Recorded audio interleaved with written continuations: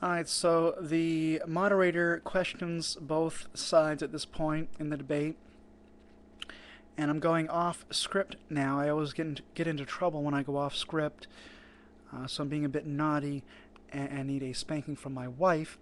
But yeah, the moderator questions I thought was a very the debate as a whole really wasn't that good. But then once the moderator started asking questions, it got even worse. And the first faux pas, which was on both sides, Brian says that the um, there's a law of science, the law of conservation of matter and energy, and that is true. There is a law of conservation of matter and energy, but what the mistake is, well, first of all, he calls it the third law of thermodynamics, and I don't think that's. I think it's usually called the second law of thermodynamics. But then he goes on to say that because of this law, the universe is eternally old. So it seems that he's really glad to accept the theory of science, which is neo-Darwinian evolution, because it supports his views, allegedly. But then something like the Big Bang, he doesn't want to accept it. He wants to say, well, the universe, yeah, there may have been a Big Bang, but the universe didn't begin to exist at that point because of the law of conservation of matter and energy. As he misunderstands it, the universe, matter has always been here, energy has always been here. All right, so to be clear, the Big Bang model says that matter and energy itself came into being at the Big Bang. Okay, it wasn't matter and energy were here and then there was a Big Bang. No, matter, energy, space, and time, all that started at the Big Bang. So Brian either misunderstands that or doesn't want to admit it. If the universe began to exist, as the Big Bang model says that it did, it couldn't begin for no reason. There had to have been a God to cause it to be. So the Big Bang, sometimes it's expressed in terms of a parallel worlds, parallel universes, where you have multiple different universes, and they kind of get into that with the Kelly and Brian. They get into that about we wouldn't expect to find the universe seemingly fine-tuned if it wasn't fine-tuned enough for us to actually be alive to observe it. But the Big Bang says at the very least that our universe did have a beginning, and I would say that points to the reality of a God. Brian disagrees with that. All right, so the moderator turns, after Brian goes through that explanation, he turns to Way of the Master and he says, Kirk, Ray, would you like to respond to what Brian Sapien has just said? And what Ray and Kirk should have said was, yes, we would like to respond. He is twisting the laws of science to suit his own agenda. The Big Bang does entail the beginning of our universe. That beginning points beyond itself.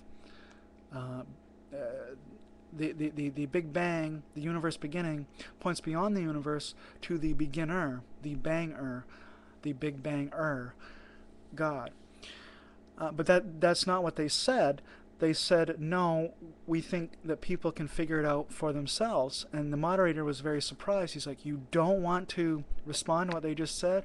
Normally, in a debate on any question, whether it's the existence of God or who are we going to elect for president or whatever, the opponent will say, yes, I do want to respond. What my opponent just said is incorrect, and here's why. but they didn't even respond. So I think that was a mistake on the part of Kirk and Ray, or Way of the Master. So that was the first faux pas. The second faux pas was when the question and answering de-evolved into an argument about evolution. Well, there's such a thing as a theistic evolution, and so whether macroevolution occurred or not,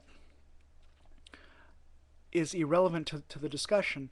There is a God or there isn't a God. In either case, evolution could be true or false. Science seems to think, biology seems to favor that there was evolution, but even if there was evolution, that is irrelevant to the question at hand. At any rate, Kirk started talking about evolution, about transitional forms, about crocoducks, and an animal that is a half duck, half crocodile. And that's very, that's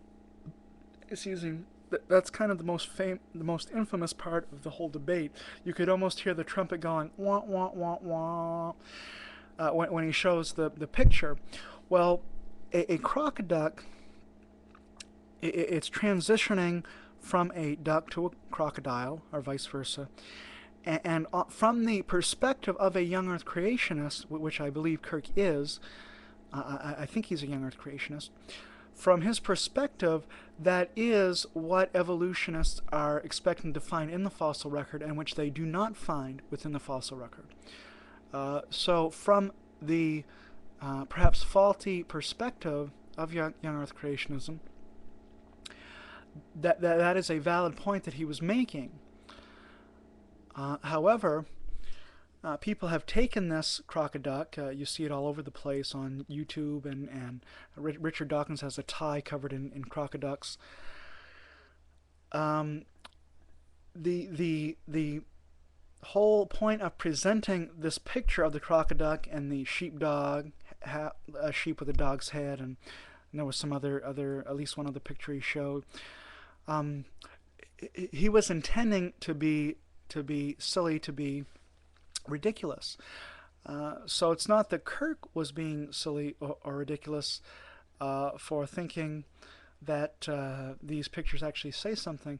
Rather, he was intending them to be ridiculous. He was being satirical, and we get into trouble when we take satire too seriously. So he's showing these pictures. He's saying we should find these, but we don't. Therefore, macroevolution did not occur. So again, his understanding of evolution might be incorrect, but from his understanding of evolution, that is what we would expect to find. So I don't think, I think he's really gotten a bad rap for this crocoduck thing. He said before he shows it, yes, this is silly. It's ridiculous. I don't take it seriously. And then he showed the picture. So it's not something that he was really seriously admitting to. He does think that there should be these kinds of transitional forms if macroevolution is true, if macroevolution occurred. But again, from his point of view, that does make perfect sense. All right, one more video and I'll conclude the series on my review of this debate. Thank you.